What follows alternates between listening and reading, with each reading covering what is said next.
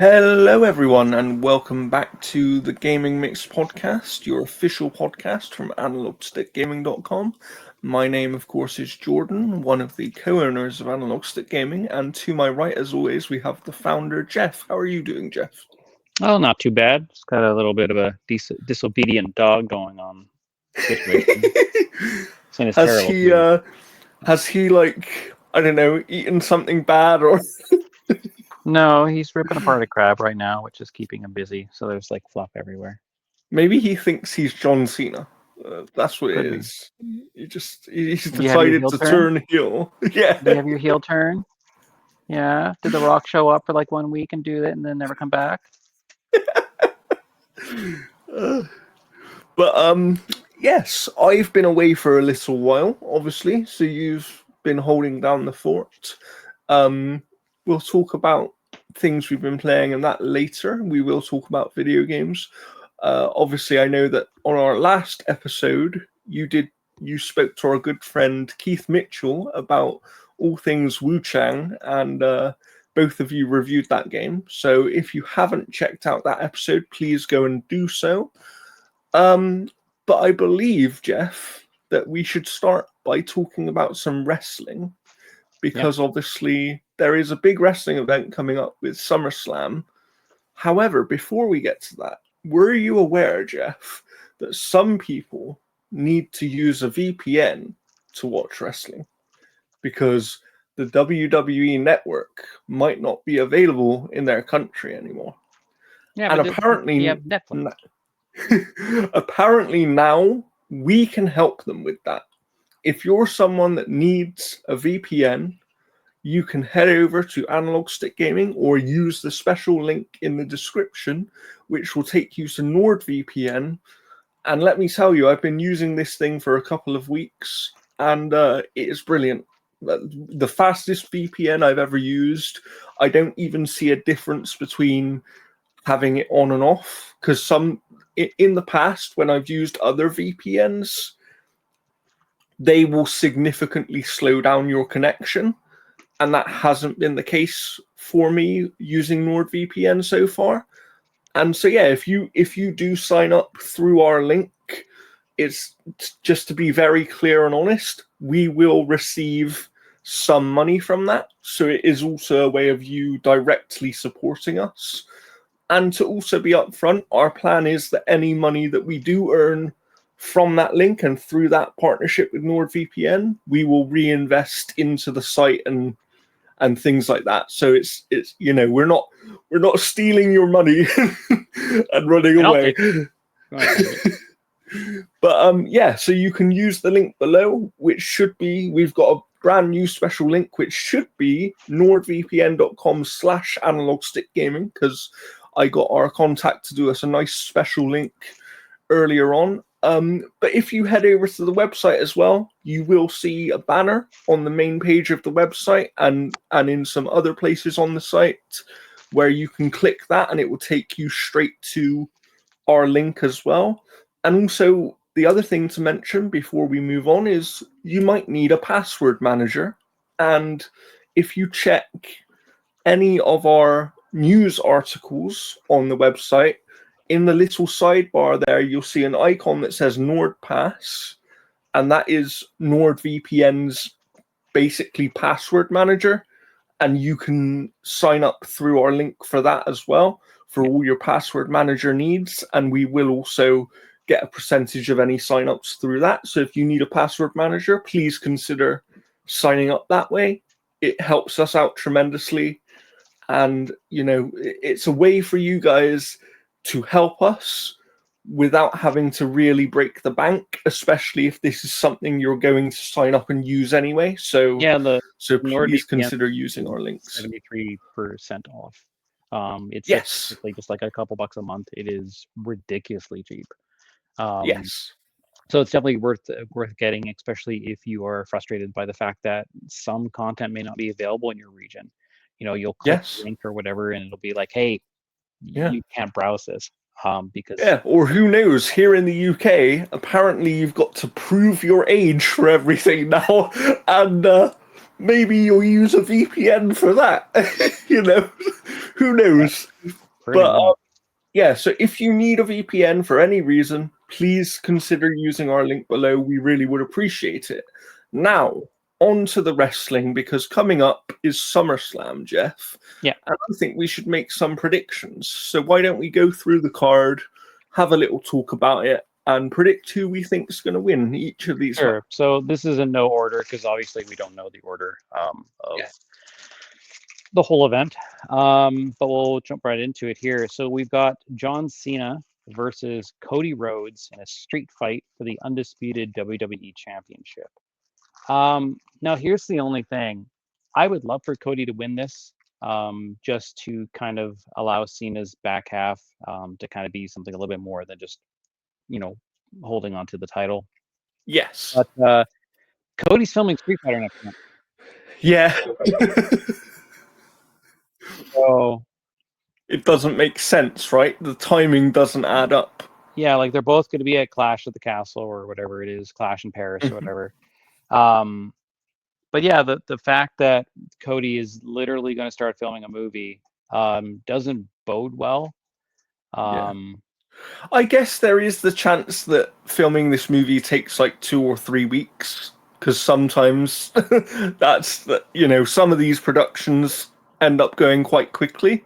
So there is a chance that this is only like a 2 or 3 week thing. Then, and we also have to take in the fact that Seth might not actually be injured. Yeah, that's true. Very true. That he could be coming back to do something like that for cashing in. Like personally, again, I would love for Cody to win this because I don't know. And also a good thing to do is maybe you have a situation where Cody can win it, and then if Seth isn't injured, Seth can come in and cash in on Cody after like a hard fought battle with John Cena, right? Yeah. And that way you can end up in a situation where Cody goes out looking really strong and he's technically the champion because he's lost it in this kind of semi-underhanded way, if you like. And then he can go away and film his movie. Seth can have another rivalry in the meantime as like a stopgap, and then they can come back to Cody and Seth later in the year. There are ways to do it if Seth isn't injured, but if he is injured, then I think that if we're going on that assumption that Seth Rollins is officially injured for real, then I think that John Cena wins this match, right? Yeah, I mean, I can see him holding on to it just because it's easier for Cena to not have a match regularly or to be on TV regularly and still hold the belt. Yes. Cody, it's a little bit of a different thing. Yeah, I think in the end of it, I think Cena does win. But yeah, I would love to see Cody kind of take it because I don't think Cena's been really doing much with the title. I agree with that. I completely agree. All right. We got Tiffany Stratton versus Jade Cargill. I think Jade takes this. I think she still needs some work in regards to some mic skills and all that kind of stuff. There are ways around that though, right? That's the thing. There's ways around the mic skill problem. And I think that in the ring, she has definitely improved. She still makes some mistakes, but there has been big improvement. And I think that as long as you're pairing her with the right people, she seems to get through it really well. So I wouldn't be surprised. I agree. Yeah, I would probably go with Jade as well. Actually, looking at I'm just looking at the rest of the card here, and yeah, I probably would go with Jade. But it's one of those where for me, this match is a 50-50. Like, I wouldn't be shocked to see Tiffy retain either. Like, I think it could go either way because you could have Naomi interfere. Oh God! What if Jade does win? And then Naomi does her cash in. She already did the cash in. She's champ. Did she? Yeah, she cashed in on Io Sky. Oh yes, of course she did. I completely forgot.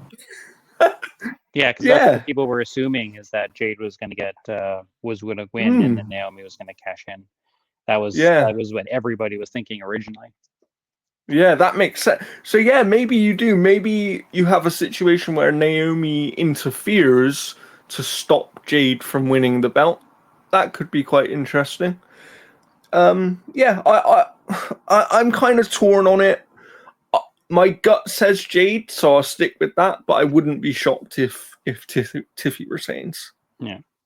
Then we have Gunther versus CM Punk for the WWE World Heavyweight Championship. For me, this should only go one way. For me, like for me, it's like you don't put the belt back on Gunther for him to lose it right away.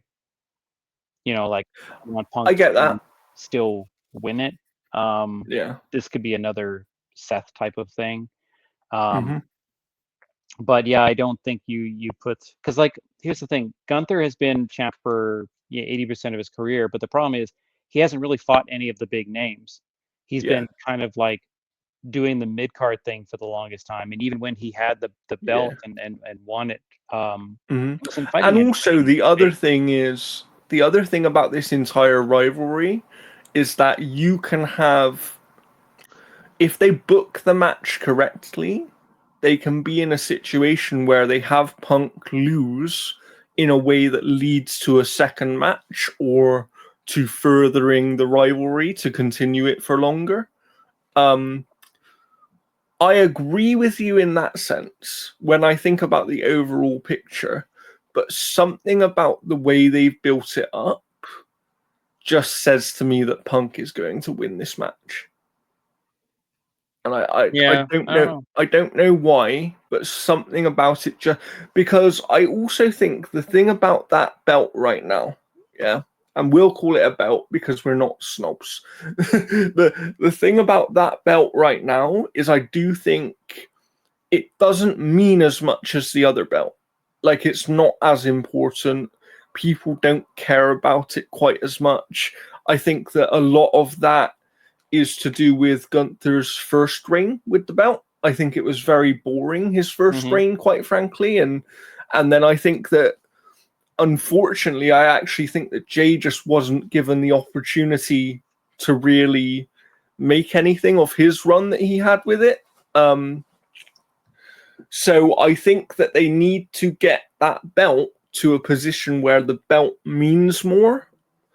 And one of the ways to do that is put it on one of your bigger names, right? And right now, who is a bigger name really that they can conceivably put it on than CM Punk for the time being, if Rollins does have a full injury? Like, I know that a lot of people have been talking, like the plans basically is to have Punk versus Cody at Mania. So like I don't think you put the belt on Punk yet. Yeah. I mean, my thinking around it is that the reason you put the belt on Punk is because you can then go into a situation where Rollins, you can revisit the Rollins and Punk thing, which makes sense anyway, because that's an ongoing real rivalry in real life. Like, those two genuinely don't like each other. And you can kind of use that to have it, that's a good way to get the belt back onto Seth. You know what I mean? You can have Seth cash in on Punk at some point down the road and have it make sense. Whereas if Seth, I'm going on the basis that Seth is actually injured, right? Yeah. And if he's actually injured, him coming back in 6 to 8 months and randomly cashing in on somebody just because they're running out of time wouldn't really make sense, right? But if the champions at that time are either CM Punk or Roman Reigns, it would make sense. And I don't see Roman winning one of the belts in that period of time. No, he's part of them, kind of anyway. Whereas I do see CM Punk winning, although I'm kind of, with this one, I'm I'm kind of torn again, because I agree with everything that you said about Gunther, and I don't think you put the belt back on Gunther to have him lose it immediately, unless there was a specific, unless you literally did that just to enhance the Goldberg match. But to me, Well, that would have been, that was the rumor, is that they put it back on Gunther simply so that the match had some stakes. yeah, like that to me, if that's the case and they do have Gunther lose this belt straight away, which if that was the case, I think them having Gunther lose the belt almost straight away wouldn't actually surprise me. Well, But that is, the problem though is like Gunther is they're trying to cement Gunther as like a legitimate threat. But again, yeah, like he hasn't really fought any of the big guys. So I think putting the belt on him allows him to then fight these big guys and stuff. And taking yeah, it off of him immediately doesn't make any sense, because again, they're trying to build credibility for him against the big guys, and that's they true. already screwed up with him tapping out to Jay, because Yeah. every single match, or sorry, every single promo piece that he comes out and talks, you hear the "you tapped out" chants, which I Yeah. think they're regretting now. So Yeah, maybe. I think that, like, the thing about that match as well, his match with Jay, is he was always going to lose that match because Jay was far too popular at the time and all these kind of things. But he didn't need to lose in that way. He could have just lost in a normal fashion, yeah, or Jay gets him with a roll up pin or something like that. Do you know what I mean? they It also could need to have be been, consistent on the tapping, or not the tapping, the passing out, and then they do like yes. the one arm and they're like, he's Yeah, out. And then yeah. Sammy's, they did 3 arms because he's Yeah. a Hogan fan. But Well, I'm just for the sake of being different, I'm gonna stick with my pick of CM Punk for this match. But I wouldn't be shocked, based on what you're saying. I wouldn't be shocked if Gunther retains. Banter, get off the cat wheel. You are a chonker. You're gonna break it. Banter is on the cat wheel, He is everybody. on the cat wheel. Alrighty. Next one we've got is Naomi versus Rhea Ripley versus Io Sky. Honestly, I think Naomi retains, Really? Ooh, because I think okay. you're going to have Naomi versus Stephanie Vaquer at Clash in Paris. Possibly, yeah. Yeah. Because here's the thing. I think you have, and then Stephanie will win it in Clash in Paris. I don't think you put Stephanie versus Rhea up yet. Okay. Okay. Interesting. But the problem Interesting. though with Io um, losing the title and stuff like that is like Io's run was garbage. Like she Yeah. didn't she didn't even like She's a defend the great title. wrestler, but she didn't actually have a, yeah, they didn't give her a run to do They didn't, anything. yeah, they didn't give her anything. Like she basically like went, like she defended it almost like once since Yeah. Mania. Like it was ridiculous. But I think Naomi retains here. That's fair. Or Jade interferes. Yeah, that's kind of my thinking, is like one of those two is going to get involved in the other person's match, or maybe both of them. Like, if depending on the match order, for example, if the Jade match is first and Naomi interferes and costs Jade the belt, then Jade might do the same later in the night to Naomi, because I feel like that feud isn't done, right? Yeah, Like, and it's a triple threat, so like there can be interference. yeah, precisely. So yeah, you've got a good point with that. Um, Again, for the sake of being different, but without any real reason in this one, I'm going to say that Rhea Ripley wins here. Alrighty. We got Dominic Mysterio versus AJ Styles. I think AJ Styles wins. I wouldn't be a bit Really? Ooh, surprised okay. if Finn Balor comes out and accidentally causes Dominic to lose the title. Interesting. Okay. Okay.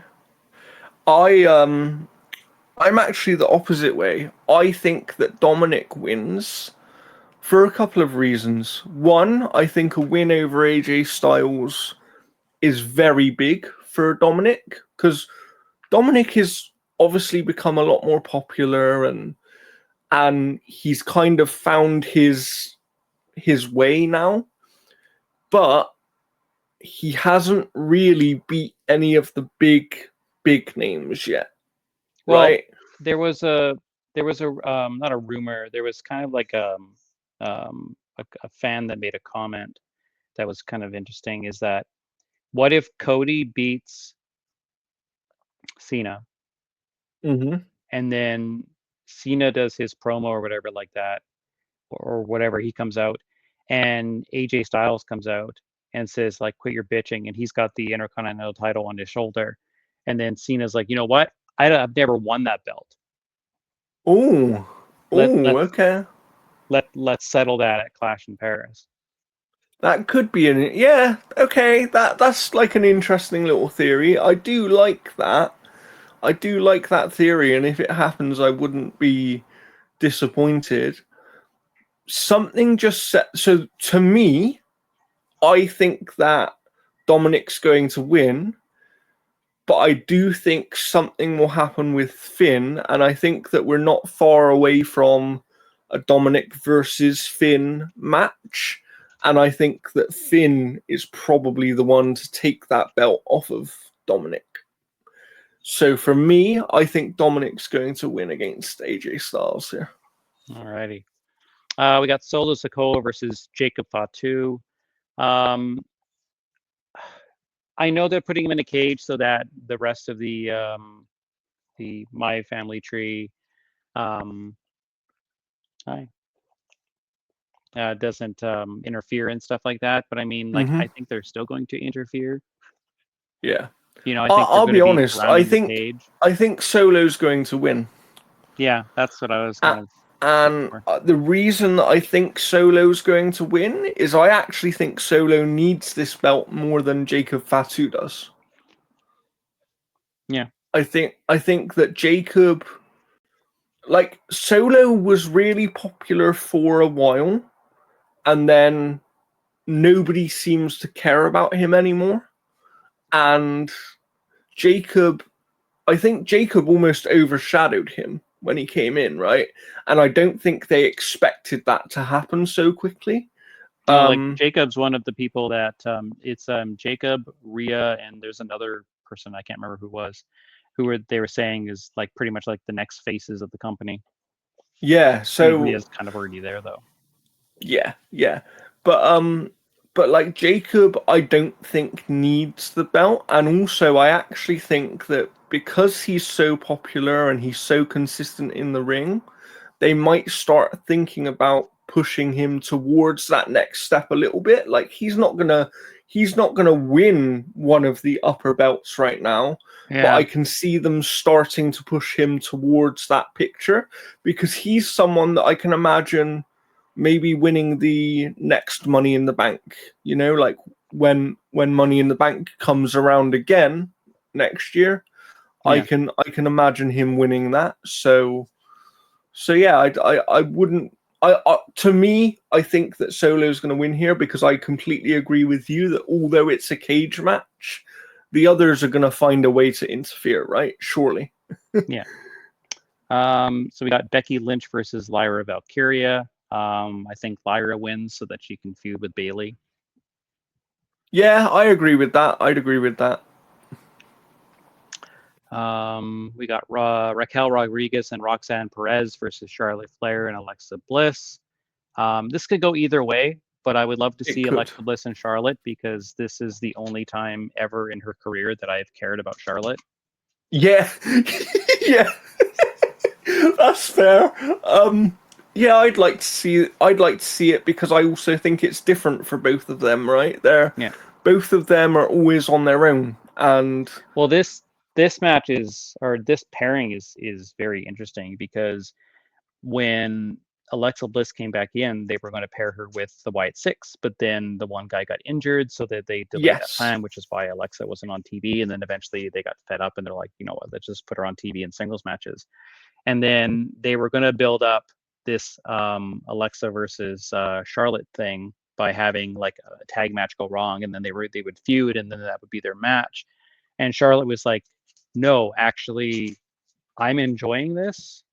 Yeah. Let's keep Yeah. going with it." And that's like, again, this is all rumors and stuff, and I could be paraphrasing certain aspects of it wrong, but apparently Charlotte is very keen on having this. I mean, it wouldn't surprise me, because also let's remember, Charlotte had a very, very serious injury and was out for a considerable amount of time, and her doing some tag stuff instead probably helps to protect that knee a bit, and also helps her to get her confidence back in the ring, because when she first came back, it wasn't that she wasn't good. She was still Charlotte, and she was still able to do a lot of the things that she could always do, but you could see that some of the confidence had gone, and almost like she was worried about hurting herself again.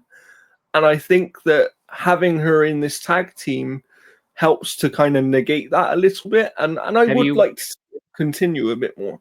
Have you watched any of WWE Unreal? I have, but I haven't finished it yet. So I'm about 3 episodes in. The second episode or whatever. Where like when Jay's she's like, I love being in a tag match, or whatever, because like you can tag off if you get tired. Because he goes, when I do my intro, like I'm just gassed out, like And they mention that throughout it. They're like, hey, do we really want this guy being champ or whatever like that, who gasses himself out by the time he gets to the ring? So it's kind of the same thing. And what's kind of funny too is like that whole like clapping for Charlotte in the one episode that apparently was staged for Unreal. Okay. Apparently some of the girls were told like, hey, we're going to be filming a shot for Unreal, just go out and clap for Charlotte when she comes back. Fair enough. Okay, I didn't know that. So Unreal, it's real, yet it's staged. All right. Although I like that they've done it, because it shows a sign of them finally understanding that for most people, knowing what goes on backstage and understanding the inner workings a bit more doesn't take away from the product. No, and the thing is, everyone's like, "Oh, they're destroying kayfabe," but like, kayfabe it's really never been a thing. No, like, and it was, and even if it was dead so long ago. Like I wasn't a cop. I knew Ultimate was an actual warrior. You know, like I knew the Undertaker wasn't an actual Undertaker. Right? Like, that's the thing that's so stupid, is people are like, you know, like, I think the main difference is that Vince never allowed people to break character kind of like outside of wrestling. Whereas like now they can. So like with, you know, Rhea is Rhea in the ring, but she's Dimity like outside of the ring. And I also think that actually it's almost helped them doing this, because what has happened is, for the majority of people, getting to see the wrestlers as human beings makes them a lot more relatable. That's my favorite shit. Like, you know, like I was like, we'll get back to SummerSlam obviously. But I was never ever a Brock Lesnar fan. And then I watched, listened to the podcast that he did with Stone Cold, where they talked about everything. And I'm sitting here, I'm like, am I a Brock Lesnar fan now? Like, obviously, when he was doing the stuff with Roman and whatever, in like the tractor and like lifting the ring and shit, that stuff was so fucking good. That was like Brock versus Stone Cold kind of like level stuff. But like even this kind of stuff has really even made me like Charlotte. To a certain degree. Like I think you just get to see them as human beings, right? And you get to relate to them more. That's the thing. Is like they become more even relatable. Rumors that this whole tag match with Alexa and stuff, like with Charlotte, is that Charlotte's going to eventually drop the Charlotte Flair name and just go by Ashley Flair. That would be interesting. Yeah, because she's apparently like tired of the Charlotte Flair gimmick and feels that I think that's the thing, right? With the Charlotte Flair thing, I think that gimmick now and that name comes with a lot of baggage, because I think that lots of fans, either rightly or wrongly, have just decided we just don't like Charlotte and we don't want her anymore and go away, kind of thing. So actually, a change of gimmick for her might be a really cool, interesting thing. Yeah. So like I would love for them to win the belts here. Yeah. Because I think like here's the thing. I honestly think that when we come back on Raw, all of the Judgment Day except for Finn and whatever his name is, bobblehead guy, JD. JD McDonough, will have lost their belts. Yeah. They'd be like, don't Yeah. worry, guys. Me and JD, we still have our belts. We still have gold in the clubhouse. Can I just say, while we're on the subject of the Judgment Day, I really miss Carlito. I wish they didn't release that guy, because I thought he was really good. Like, yes, he only played a small role, but he made a difference to that group. Like, Yeah. He was so good, so good. Alrighty. Then we've got Randy Orton and Jelly Roll versus Drew McIntyre and Logan Paul. We all know that. We all know the answer to this. I don't know.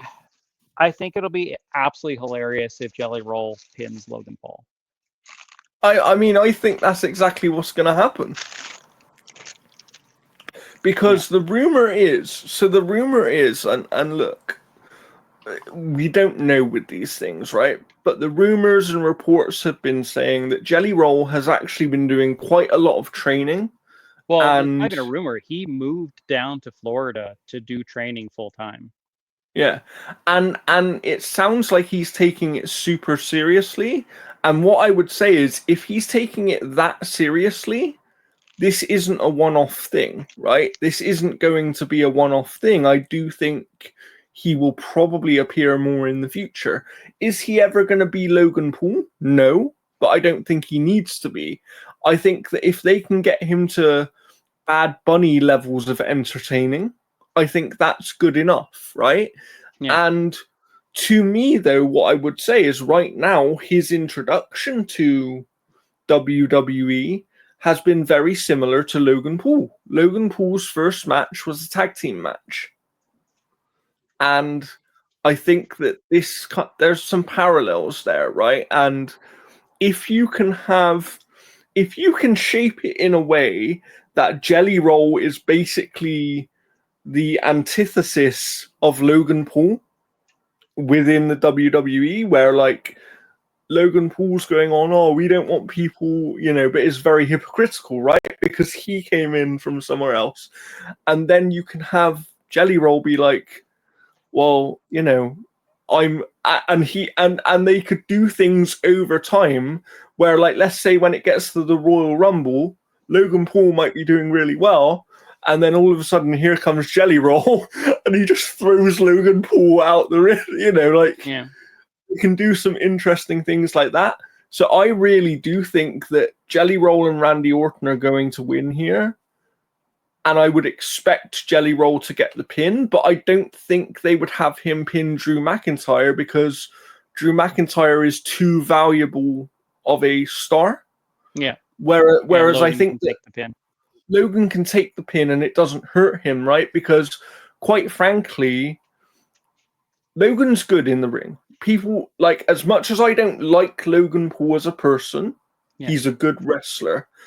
And because of the type of character he is, it never matters whether he wins or loses. He could come out and lose every single match that he's ever in, and I think that he would still actually have value on the product because he's a really good heel, right? So, whereas I think that if you have Jelly Roll lose in his first ever match, no matter how well or not he does in the ring, people are going to be like, well, what's the point then? And they're going to move on really quickly. So I think that Jelly Roll and Randy Orton have to win, in my opinion. Yeah. So that's what I'm going to go with. Speaking of matches where one guy can't take the pin, we got Roman Reigns and Jey Uso versus Team Braun Braun. I don't think you have. I don't think you have Braun Breaker get pinned. I think Bronson Reed gets pinned here because he's expendable. Yeah, I'd agree with that. I think they're clearly trying to, with Bron Breakker, they're clearly trying to position him as the, pardon the pun and the Brock Lesnar comparison, but they're trying to position him as the next big thing, right? Braun And Lesnar. and I don't think that you can do that if you have him start being pinned this quickly. Yeah. And they've already been doing the thing where, like, apparently now that Seth's away, he's the leader. Do you know what I mean? Well, and it's like they were obviously building towards Braun Breaker versus Seth. Like they were building towards that kind of thing. And yeah. so, I mean, I think when he comes back, he'd be like, all right, I'll take over the leader thing. I'm like, well, no, like I'm the leader now. Yeah, yeah. I'm the captain now. Yeah. Alrighty. We've got Sami Zayn versus Karrion Kross.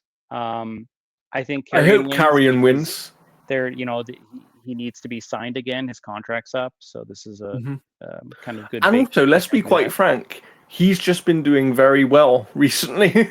Like, since they've actually been giving him time to do things, he's been doing really well. And it shows that, look, I love everything that Triple H has done with WWE since the old man's gone, right? But I do think he makes some mistakes where there are people that he's brought back or kind of brought in to use, and then he's just left them sat on the sidelines. And I don't think he's always the best at giving people things to do, and I think he gets too focused on one or two really big storylines sometimes. But this Karrion Kross stuff has been really good, and I hope that it leads to something bigger for him, because character-wise, he is one of my favorites at the moment. Yeah, he's been really, really good. I didn't care when he was part of that big group and stuff like that. I agree. But him and Scarlett have been great. The last match is the 5 or 6 man tag one. I still think White 6 retain. Really? Okay. Yeah, like the only people that I think that could win it would be Andrade and Rey Fenix, because they have blown up. Yeah, that's true. Possible. I'm inclined to agree with you, because I don't think that. I think it makes the most sense story-wise for them to win as well. Like, if they destroy everybody and then they go and win, that makes them look super strong, right? And it gets us back to that position where they're a real threat again, because I think because they disappeared for such a long period of time, it kind of killed all of their momentum, and this might be a good opportunity to really get that momentum back. Yeah. But the last thing I'll end on is the one thing that's been kind of funny is we have Ludwig Kaiser playing the role of Grande Americano now. And then we had a third Grande Americano come in, and a lot of people are saying it's Pete Dunne. The one thing that's really funny is when Penta first came in, which kind of kickstarted Chad Gable with the Grande Americano thing, is who were the first 3 people that Penta feuded with? I don't actually remember. Ludwig Kaiser and Pete Dunne. Oh, wow. Okay, so that would make a lot of sense then. Yeah. It's kind of interesting, because the first people that he feuded with were those 3. Do you know what? So the only thing that does make me sad about this is I would love to see what the direction for Grande Americano would have been had Chad Gable not got injured. Yeah. Because I don't think they would have done this had he not got injured, right? Yeah. So I wondered what I would love to know what the original kind of plan was going to be. But what I would say is they've got a really cool opportunity now of, like, just have Grande Americano and Grande Americano win the tag belts.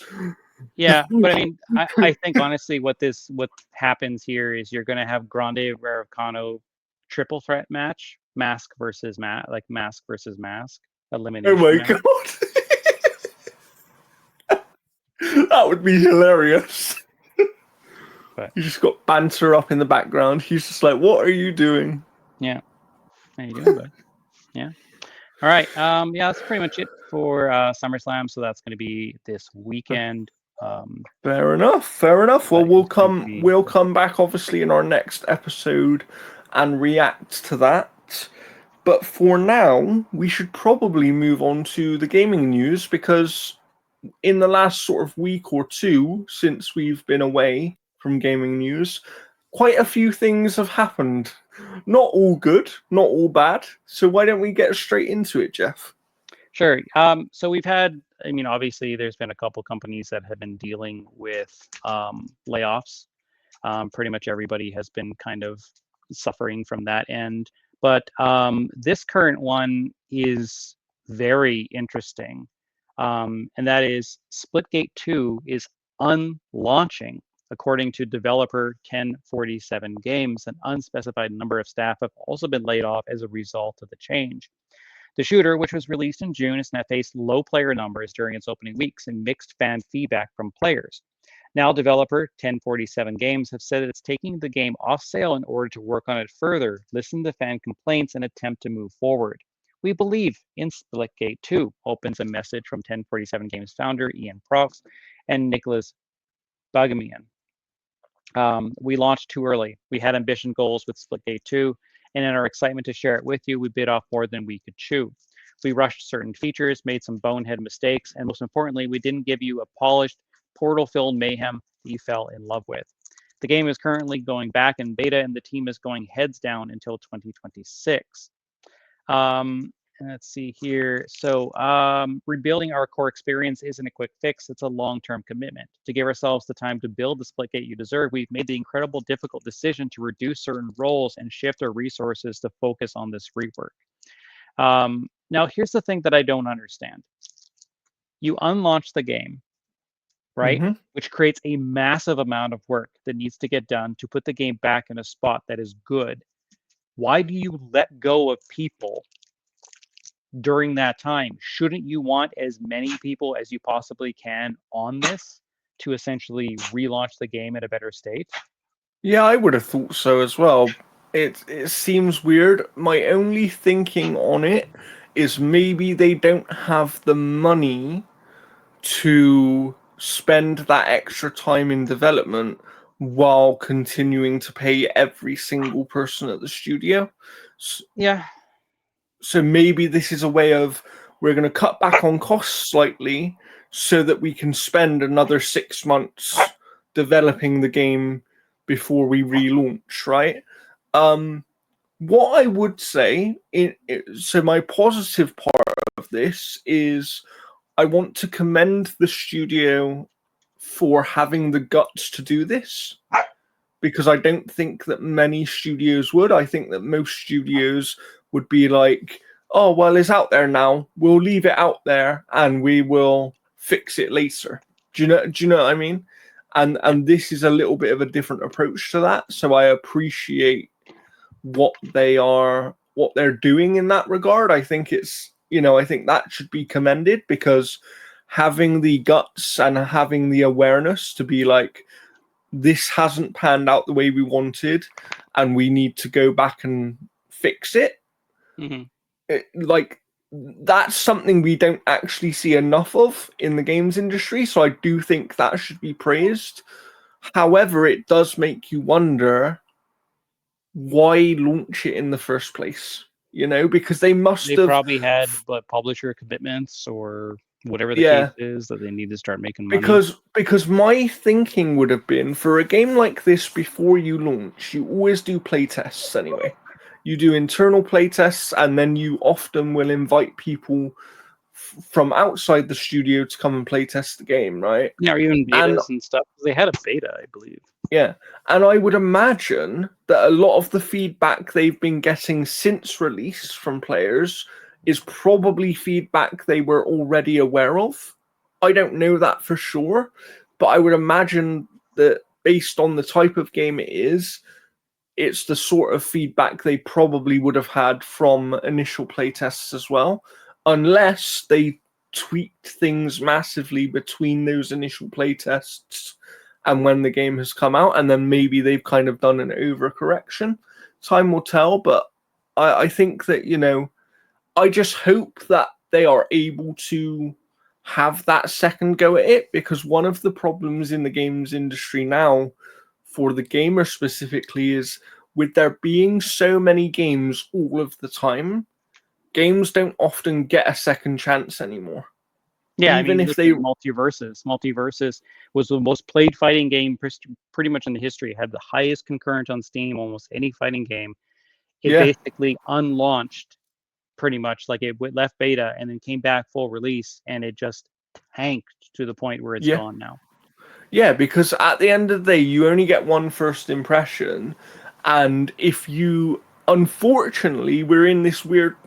Years ago, it was different, because years ago you could unlaunch a game, you could come back with a new name or with a much improved package, and people would be like, okay, we'll give you another chance. But now, I think that partly it's to do with people's attention spans, probably, and partly it's to do with how busy, like, there's always things to play, right? Like Jeff's done about 7 reviews in the last few weeks. It's just, you know, that there's always stuff to play and always things to do. And I think that as that number of games that are around to play has become more and more and more, people are less willing to give a game another chance, right?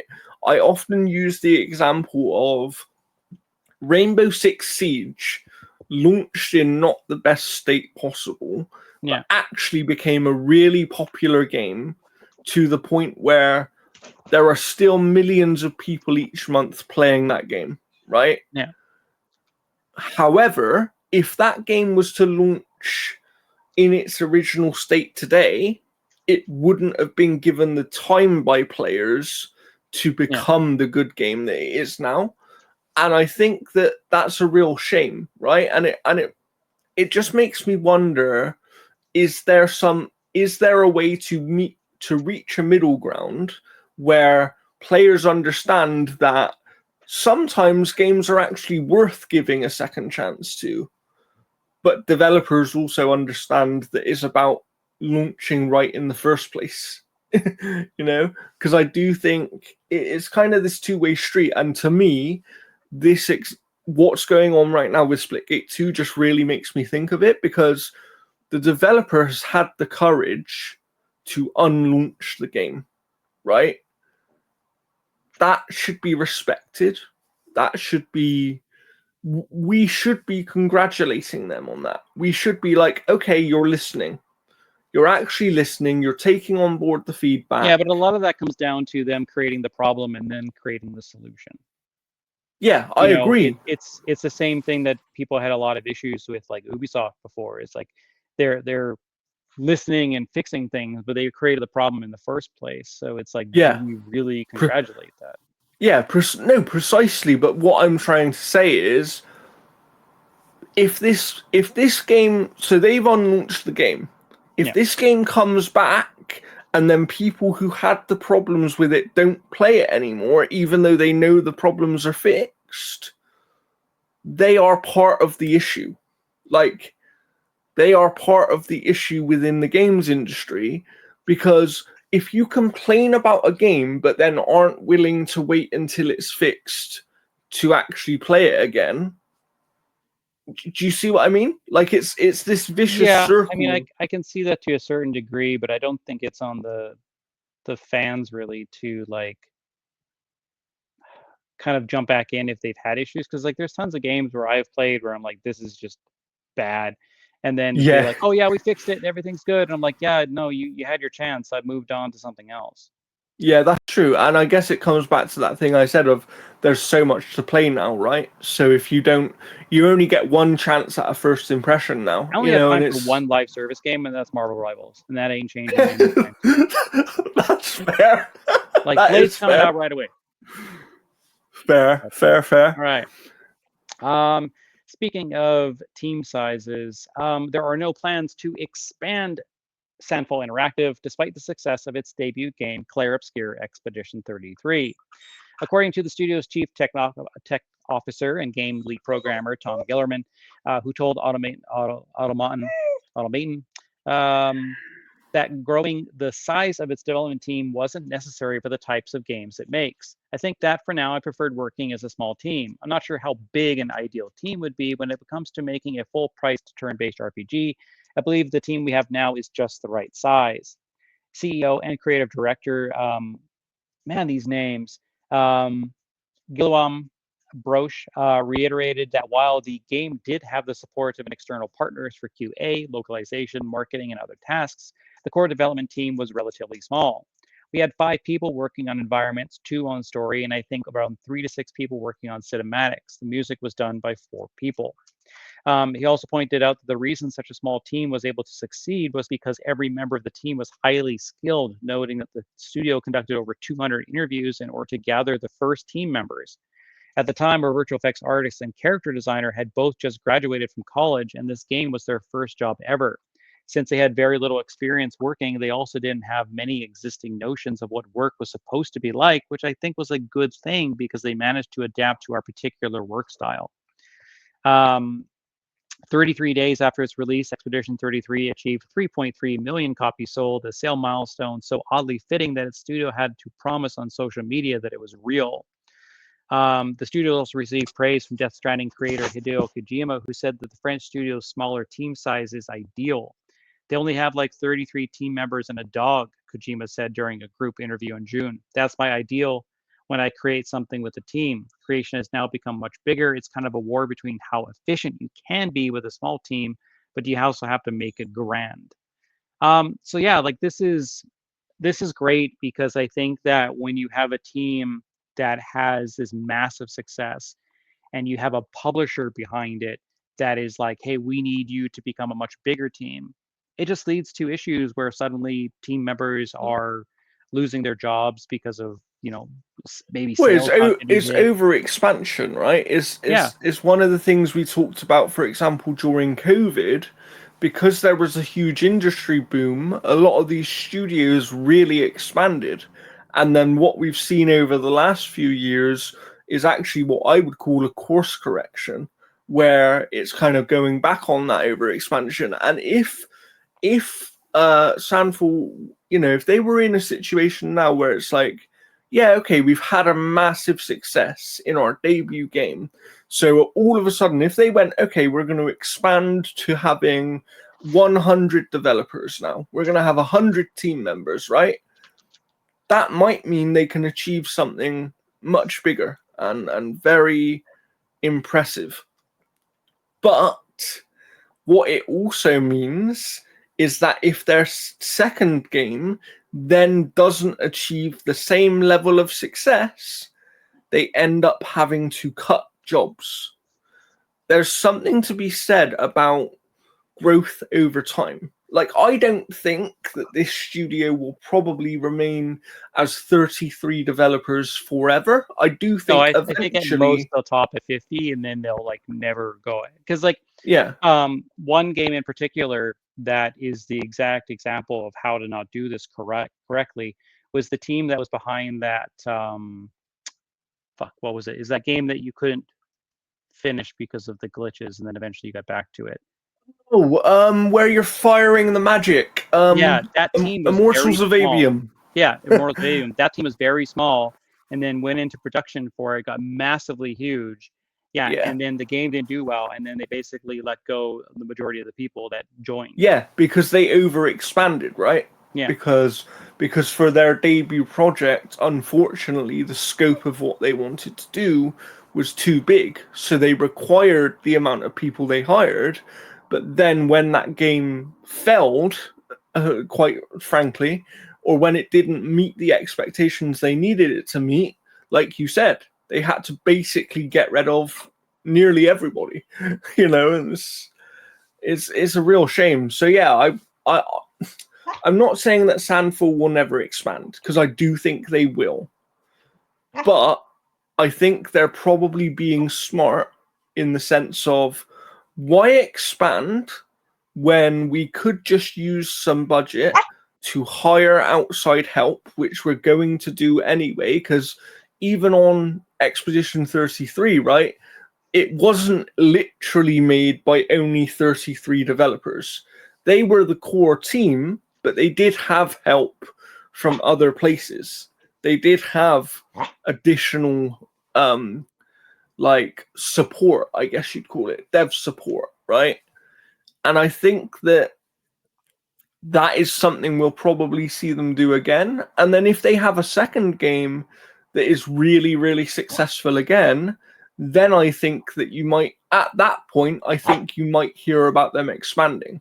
Because the other thing is, a studio, just like a song, right? A studio can be a one-hit wonder. However, once you've had 2 hits or 3 hits, at that point, you become a lot more trusted and a lot more believed in.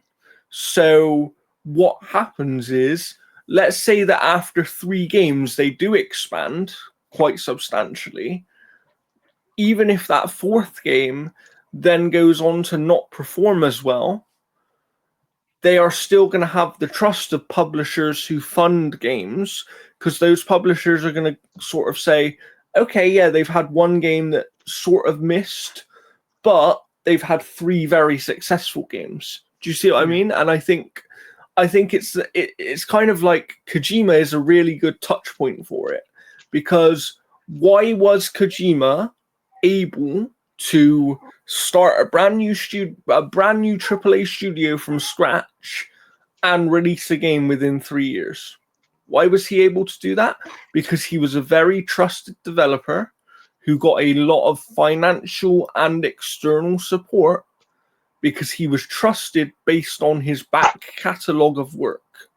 At the moment, with no disrespect to anybody at Samfall, they've obviously worked on other games in other places before, but as a group of developers, and like we said, many of them were just out of university, right? They were just qualified, and they had no real expectations and things like that.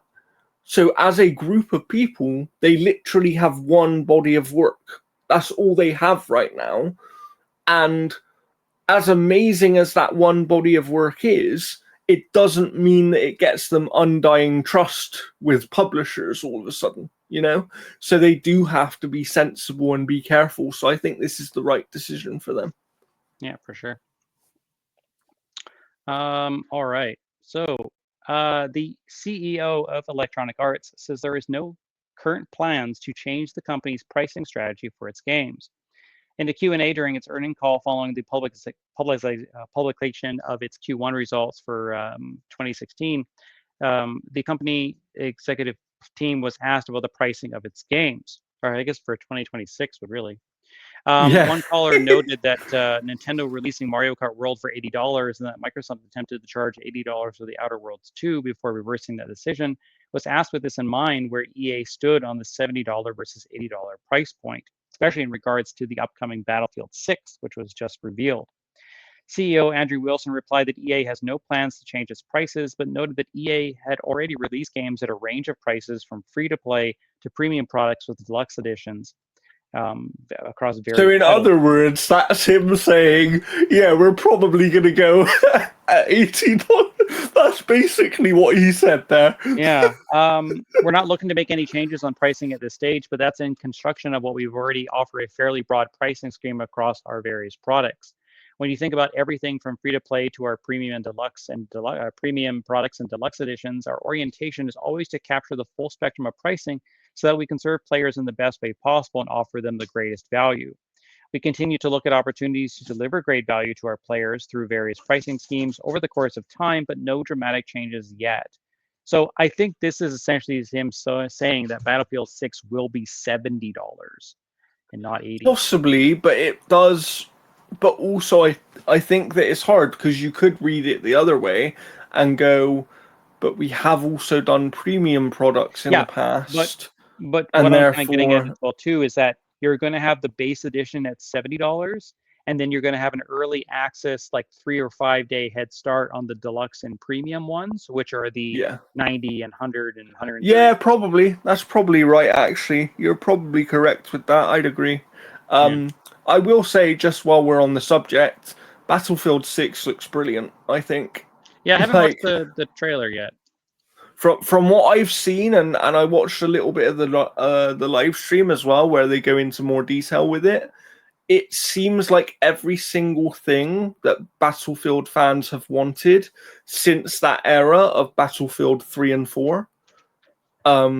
So I'm very interested in Yeah, seeing where like it goes, and I'll it check it does out, have it has an but open beta coming up very soon, I believe yeah, next weekend actually. I'll have to So take a look at it, because like for me, for Battlefield, is I'm not going to be foaming at the mouth, frothing at the mouth for it until it's Bad Company 3. Then I'll that's be fair. excited. That's fair. Yeah, I can't. When they eventually do Bad Company 3, which I think they will at some point, I am all over that game because I agree with you. Those were great. Yeah, like Bad Company 2 still has like one of the best like campaigns. It's just Yes, fantastic. All completely right, agree. our last 2 bits of news regarding Sony. Sony has filed a lawsuit against Tencent, claiming its upcoming game Light of Motrium is a slavish clone of the Horizon series. As initially reported by Reuters, Sony has filed a lawsuit in California federal court alleging copyright and trademark infringement and claiming that the game is so close to Horizon Zero Dawn and Forbidden West that players could be confused into thinking as part of the same series. The suit also alleges that after starting work on Light of Motrium, Tencent then asked Sony if they wanted to collaborate on a new Horizon game, to which Sony declined. Sony claims that Tencent went ahead and made a Horizon-like game anyway. Upon information and belief sometime in 2023, unbeknownst to Sony, Tencent started developing a game called Light of Motrium, which, just like Horizon, features a young redhead female protagonist with tribal groups fighting for survival amongst large robotic animals in a post-apocalyptic world. So this is obviously kind of the same situation that we saw with Pokemon Group and that Our other game, world. Power World, Yeah. where there's a lot of similarities. This one here, obviously, yes, but if you look at the gameplay, it's very, very different. Yeah. Um, I think, do you know what I actually think got them in trouble with this one? The hmm, artwork. Because the artwork was a blatant rip-off. And I yeah, think that if they hadn't have done that, I think this wouldn't even be a conversation right now. yeah, because I think if they just would have just changed, I think the presentation in regards to like how they were promoting the game could Yeah. be different. But like, I Yeah. still see this game coming out. I agree. I agree with you completely. I Yeah. just think that at the end of the day, if we're heading into a situation where we're gonna start saying to people, "Oh yeah, you did the robot dinosaur game. Nobody else can ever do." Yeah. Do you know what And I I mean? also Yeah. wonder, like, how much that this damages Tencent's relationship with Sony, because I think this was going to be coming out on Xbox as well. So maybe Xbox is like, hey, yeah, sure, we'll give you a shit ton of money and put it on Game Pass. Yeah, yeah, maybe. You never But know what's gonna happen. You know, yeah, it's like I get why Sony are doing what they're doing because I do think there's at least a case to be discussed here. But in some form, this game will still come out, I yeah. believe. But while we are a little bit away from getting a Horizon like going on Xbox, we're probably not that far off from getting Horizon on Xbox. Yeah, And that's Sony wants to expand PlayStation Studio games beyond PlayStation hardware, hiring to partner with Xbox, Steam, Nintendo Switch, and more.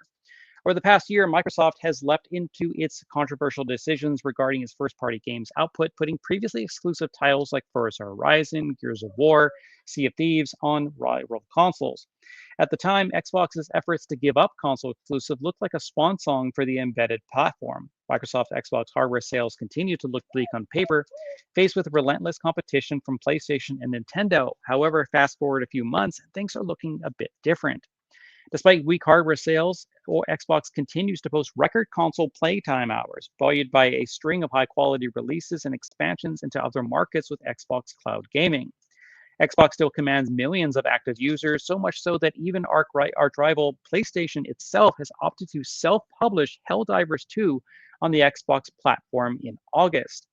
A new job listing on PlayStation's official Greenhouse hiring platform shared with us that PlayStation is ready to follow Xbox's choices here.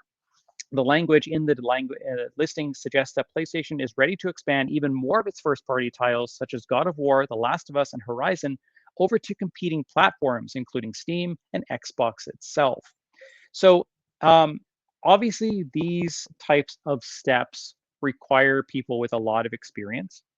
Yes. And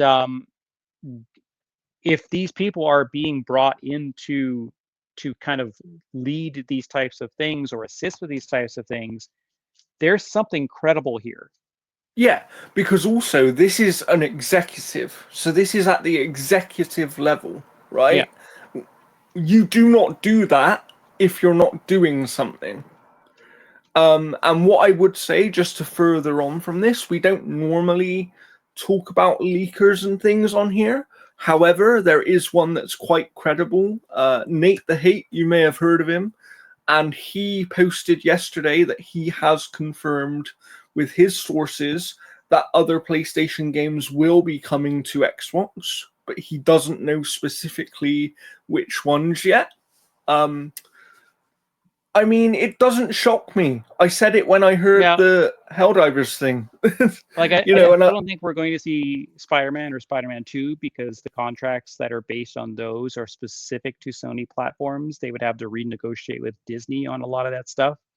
And I know that with the Wolverine title, there was some X-Men news that was leaked as part of that big Sony leak that referenced where X-Men could not appear on Xbox as well. So, like, I don't see that stuff coming, but I mean, like, God of War, the only reason that stuff would come is if Disney turned around to Sony and basically said, "You now have to put this over there," because also situation.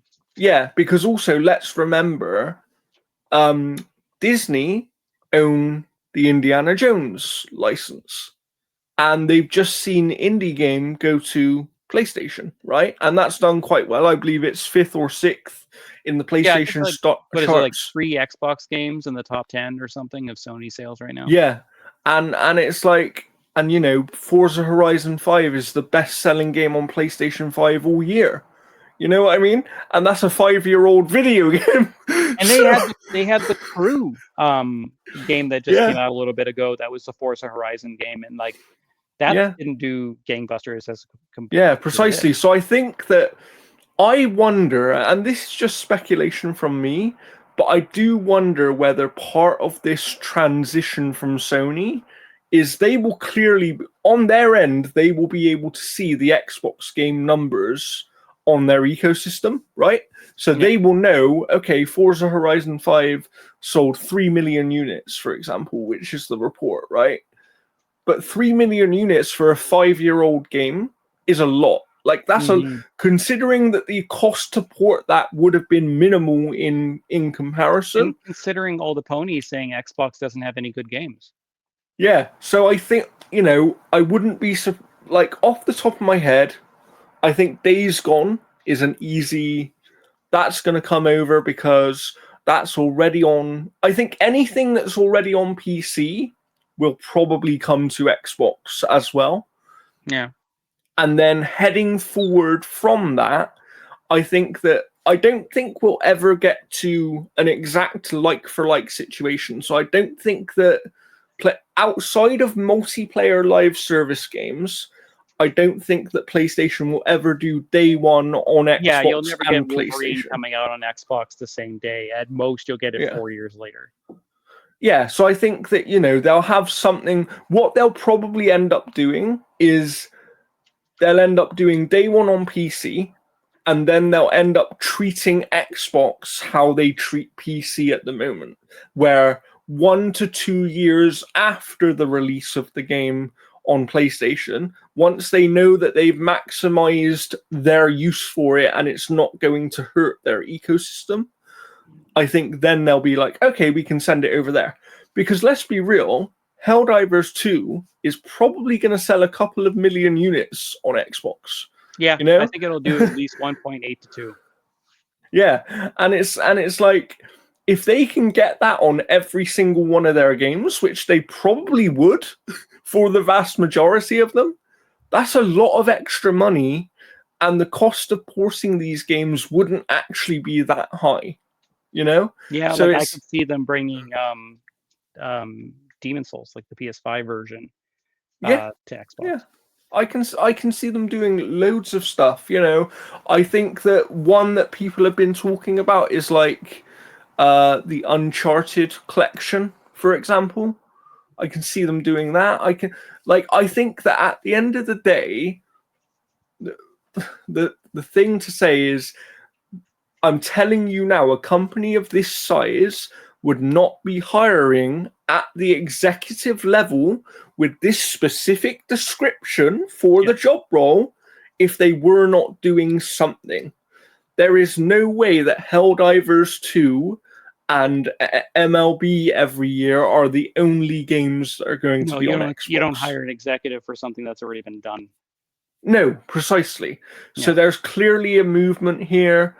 I know that I did see on social media that some Sony fans have been emailing Sony, and they actually got a response, and it was basically Sony saying that, you know, we hear your feedback, but we're considering ways of expanding our ecosystem and things. What they're essentially saying is exactly the same as what Xbox were saying about a year ago. They're just saying it in a slightly different way. And I think that anybody paying attention knew that Sony would eventually follow the Xbox strategy in some way. I don't think anyone expected it to be quite this quick. But I also think that nobody expected Xbox games to do as well on PlayStation as they've done. I saw a report from Matt Piscatella the other day, the Circana analyst, right? And over the last 3 months, I think it was something like 6 of the top 10 games over Q2 of this financial year have been Microsoft published on PlayStation. 6 out of the top 10, you know? And it's like, and the exact same thing would happen if PlayStation bring their games to Xbox. I can guarantee you, because people want to play those games. The problem is, people don't want to walk away from their ecosystems or invest in another ecosystem to do it anymore. So it just makes more sense. You make way more money on software. Yeah. Because hardware, generally, you're selling below cost or, anyway. And like I said, let's say, for example, Forza Horizon 5, right? Because that's one of the examples we can use here. Let's say that game, we believe, has sold 3 million copies, and they were selling it at full price. Bear this in mind. They even had the premium edition with 4 days early access for a 5-year-old video game. Yeah. Like, so basically they've sold it for at least $70 per copy, right? Yeah. At 3 million copies. That's a lot. That's over 200 million. And I guarantee you it costs them maybe a maximum of 10% of that money to actually port the game. So they've made over 100 million in profit just by porting a game. 1,000 employees. Yeah, and the thing is, that 100 million, people might go, oh, it's a silly thing, why do it? That 100 million might pay for another game. Like, that's enough to fund another AAA game. You know, it's people don't think of it like that. Game. And I think that when you look at Sony in particular, I think one thing people overlooked when this conversation first happened is Sony's games cost a lot more than most other people in the industry. Yeah, I mean, Spider-Man 2 had a massive budget. Like, you put that on Xbox, and suddenly you're making a lot of that budget. I like, if they put Spider-Man 1 and 2 onto Xbox, I guarantee you that both of those games sell at minimum 5 million copies each. Yeah. Like it's Spider-Man, you know. It's like it's easy money. It's Yeah. I think that's what people don't understand is like at the end of the day with the game development cost rising the way it has over the last 10 years in particular, it is not sustainable for these companies to keep their games locked to one ecosystem anymore. Like that just isn't going to happen. Okay. And I'm really interested to see what happens here. I think that Helldivers 2 is clearly kind of the tester of like, let's put that out there I've and already see. pre-ordered it. Yeah, and I'll definitely be picking it up on Xbox. Like, I don't need to, but I will because one, I want to support that developer because they made a great video game, and two, I want to show Sony that there is an appetite for their games on the Xbox ecosystem. You know, because the reality is that if Helldivers 2 wasn't on PC, I would have bought it on Xbox. And I actually have a PlayStation as well, and I didn't even buy it on PlayStation. Yeah, I don't have PlayStation Plus, so for me it was just no point in buying it there. Made sense. Made complete sense for you not to buy it. But yeah, I'm really interested to see what comes next. I kind of agree with you about the Spider-Man thing. Maybe those won't come because of the existing contracts and stuff. But then there is that other part of me that I almost think that of the single player games, they might actually be the first ones to come because that isn't purely Sony's decision. Yeah, and I think they have to renegotiate with Disney, and as long as Disney is good to play ball there, yeah. But I mean, it's easier for Sony to make a decision if it's Ratchet and Clank, if it's God of War, if it's those types of games, because they don't have to answer. If you were to guess right now, Jeff, and you don't have to say when, but if you were to guess right now, what is the next game that has already been released on PlayStation to come over to Xbox that isn't Helldivers 2? I would say Demon's Souls. Interesting. Okay. Interesting. Because the appetite for like From Software style games is good on Xbox, and it's that's true. And also it basically is a FromSoft game, right? It is a remaster of a FromSoft game. So yeah, well, kind of handled through Bluepoint, but I mean the game is like what 4 or 5 years old now. Yeah, because it came out at the launch of the PS5. Yeah, so it's not selling right now, anyways. I mean, no. What are they? If they're selling handfuls of copies every. Do you know what I mean? They're not really selling anything. So yeah, that might be a good guess. Actually, maybe you're correct. We'll definitely keep an eye on that. Keep you posted as we hear anything about this. Or they could bring Destruction All Stars. Oh God, God! But before we end the show today, Jeff, let's talk about some things we've been playing because we've got about 10 minutes or so here. Sure. To talk about a few things. I'm going to go first because I've been playing something that I know I believe you haven't played yet, and that is Grounded 2. About 2 hours of it. Nice. So I was lucky enough to get early access to this early access version of the game. I wrote a review in progress with our good friend Scott Adams over at the Outer Haven, which you can go and read. I'll link it below. But I really enjoy Grounded 2. I think it's good fun. I wouldn't personally, what I would say is I would not recommend playing it by yourself. I think it's a much better game in multiplayer with friends.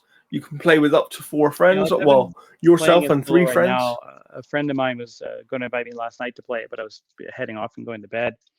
I will say, like, the first 2 hours that I played of it does not feel like you're playing Grounded 2. It just makes it feel like you're playing Grounded. I agree with that. So far in the first little bit, it's really nothing more than a better looking version of the first one. Yeah, I completely agree with that. Early on, that's definitely the way it feels. As you start reaching further afield places, I think that you'll this game is definitely much bigger, much more expansive, and it's they throw some interesting things in there, and you can see controls are a bit weird. They are. I agree with that. But you can also see Eidos Montreal's DNA. Like, there is definitely, as you explore more and as you get further into the game, you can tell that Eidos was a co-developer of this game, because there's things that are done in this game that are basically ripped out of some of their past games. So yeah, it gives me hope for their work on helping Playground Games with Fable as well. So Yeah. I really enjoyed it. I do think that, obviously, bear in mind it is an early access game, and the original Grounded is now a full release. So you're gonna, if you're coming from Grounded to Grounded 2, you are comparing a finished product to an unfinished product. When you're playing Grounded 2, and if you hit a wall where the early access is, you could go back and play the first Grounded and still kind of get that experience. So you're not starved essentially for any more Grounded content, unless you've already like grinded the on hell everything. out of the first Grounded one. Yeah. But yeah, I would just say that it's certainly, the first Grounded struggled to grab me, and something about this one really did grab me. I don't know whether that was because I managed to play quite a lot of it in co-op during the review period, but I'd be up for playing some, Jeff. So if you want to play some more, we can do that, because there is cross-play as well, which is nice. And I like that they also, one thing to say, because I don't know if they had this in the original Grounded, or I don't know if the system worked the same, but basically you can do shared worlds. Yeah, and they have shared worlds. I have one going. Because I can obviously share it with you, but what I love about that is you can then log in and play on our world when I'm not online, and I can go and do stuff when you're not online. And especially for the two of us being in different time zones, that makes overall progression much nicer. So I do really enjoy that. However, Jeff, I want to ask you, because I can see a list of games you've played here, but there's one in particular that I really want to hear about, because there's a game that I want to play here that I haven't been able to pick up yet, and that is Donkey Kong Bonanza. Yeah, Donkey Kong Bonanza. Like, here's the thing. I'll be absolutely transparent with this. I have not liked a Donkey Kong game ever. I just have not liked it at all. The franchise, the character, really, I've just never cared for it. The Direct sold me on Donkey Kong Bonanza, and for the most part, it kind of lives up to a certain aspects of it. I will say that, like, I don't know how long I'm into it. A lot of its charm has kind of worn off to a certain extent, but I need to just dive in and start playing a little bit more of it. It's still really neat. Like a lot of what it does, like you can take levels down to like their foundation to a certain extent. Some parts of the levels cannot be destroyed. It's just metals that just cannot be burned through. But no, it's really nice so far. I think visually it looks fantastic. You can tell this is the Mario Odyssey team. And it is a game that plays extremely fun. Like, the bosses are not difficult at all. I know that's been a criticism of the game, is that the boss fights are ridiculously easy. They're just pushovers. But the overall combat has been fun, because like you can just spend hours just destroying areas and finding like chests that appear in the ground, and you take the coins and stuff, and a variety of different fossils that you use for currency to buy different outfits. Like, you can have a green Donkey Kong with a pink tie and like purple pants, and then you can change what Pauline looks like. I've got the amiibo, which you can scan and get the dress that you get at the end. But no, it is an excellent game. It is, to me, it's the best Donkey Kong game, but then that's not really me saying anything, because I just haven't cared for Donkey Kong. And like I played Donkey Kong. I mean, before. to I played be Donkey fair Kong though, Country. Oh, there are levels in Donkey Kong Bonanza that play like the old Donkey Kong games, where there's side-scrolling ones. I think those are the least impressive levels here. Interesting. Okay. But no, like it's neat. Like you can pick up like ground beneath your feet and then chuck it, or like use it to like double jump, or use it to like glide across certain areas. You have to like pick up those rocks to throw them at like prickly thorns to destroy those pieces. Otherwise, you can't do it. Yeah. You can go like freaking Super Saiyan Donkey Kong pretty much, and wreak havoc that way with music playing that Pauline's singing.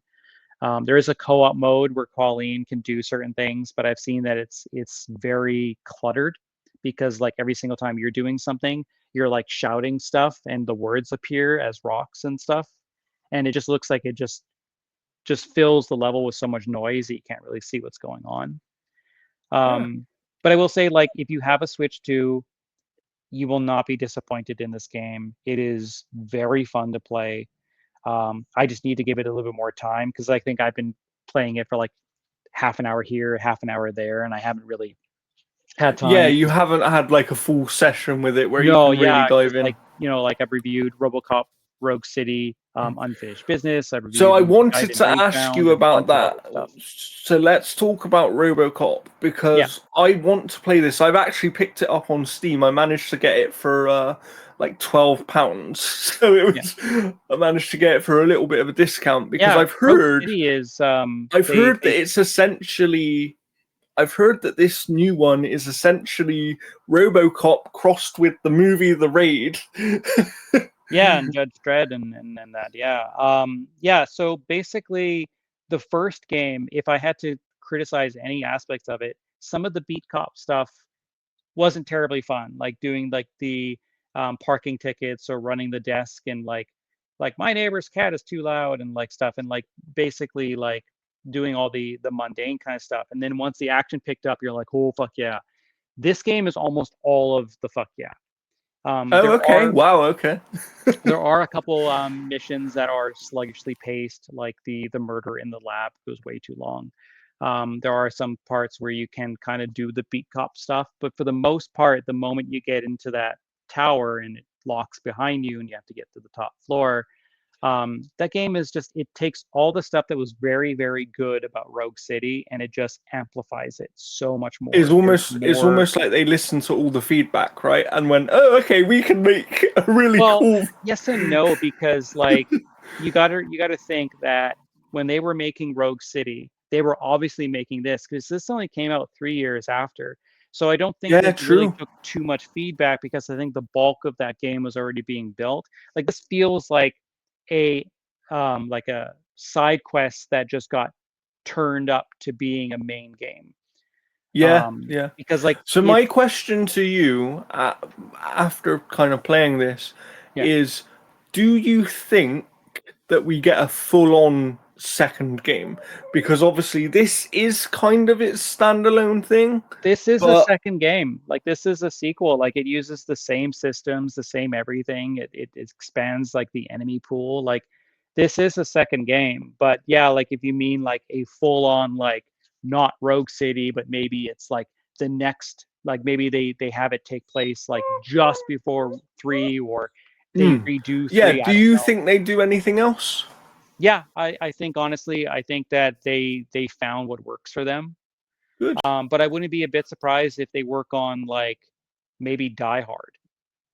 Fair. Like they Fair. they move on to something else. Yeah, well, Um, I'm looking forward to playing this because I did pick it up the other day, and for PC users, in some PC news, later today I'll be upgrading my graphics card to the 5090, so I'll have all the power in the world to play nice. this thing on maximum settings, and who knows, I might actually stream some of it on our YouTube channel, and Yeah, then it's only maybe like Jeff can hop in eight and hours. talk about the games. Yeah, it's only like 8 hours.